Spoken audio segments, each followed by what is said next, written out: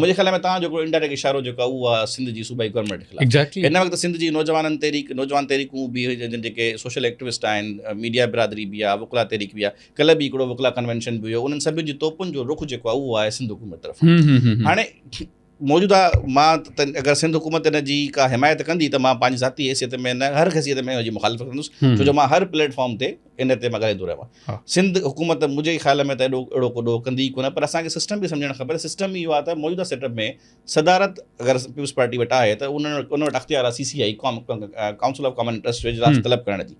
अगरि उहो तलब करे थो त उन में एडवाइस जेका ईंदी उहा वज़ीर आज़म जी ईंदी।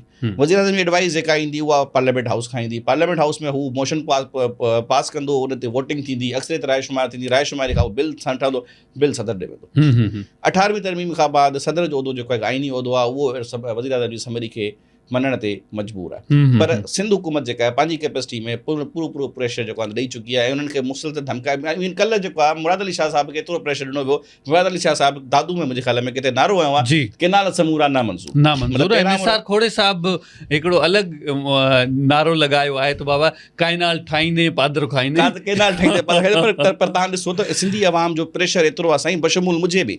मां इंडिविजुअल कैपेसिटी में सिंध हुकूमत जी सरबराहनि खे या जेके बि वज़ीर आला या पार्टी चवनि उन्हनि खे बि मां इंतबाह कंदुसि। साईं सिंध जी सालमियत खे तव्हां छेड़ींदव त हीअ तव्हांजी पार्टी जेका तव्हांखे हिन महिल ताईं फोटो साहिब नाले ते वोट ॾींदी आहे, सुभाणे तव्हांखे कॾहिं बि बख़्श न कंदी। ऐं निसार खोड़े साहिब जो जेको नारो आहे उहो सच थींदे देरि न थींदी। मुराद अली शाह साहिब पहिरां हिन मौक़िफ़ ते ॻाल्हाइण खां बि गुरेज़ कंदा हुआ, पर प्रेशर एतिरो क्रिएट थी चुको आहे। कल्ह हुन नारो हयो आहे असां हिकु सेकेंड बि न ॾींदासीं, हुकूमत छॾे ॾींदासीं।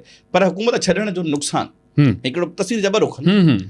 हिन वक़्तु ॾिसो त ॿ पार्टियूं अहिड़ियूं आहिनि जेके मुल्क जे कंहिं बि हालातनि में कंहिं न कंहिं तरीक़े सां मुल्क खे स्टेबिलिटी तरफ़ खणी वञनि पिया। समहाउ तव्हां ॾिसो महांगाई में कमी अचे पई, बिजली जा नर्ख़ कम थिया, पेट्रोल जी क़ीमतूं घटि थियूं, इकोनॉमिकल एक्टिविटीज़ हलनि थियूं, डॉलर स्टेबलाइज़ आहे, ऐं तव्हांजी मईशत जो जेको पहियो जेको आहे उहो हली रहियो आहे। मुल्क में हिकिड़ी सियासी पार्टी आहे जेका इंतिशार चाहे, उन्हनि जी पूरी कोशिशि इहा ई आहे त तव्हां मामले खे अफ़ाम तफ़हीम सां हल करण जे बजाए तव्हां vote of no confidence motion आणियो असेंबलीअ में। बिल फर्ज़ पाकिस्तान पीपल्स पार्टी जेका आहे उहा वोट ऑफ नो कॉन्फिडेंस जी मोशन असेंबली में खणी अचे थी ऐं डेड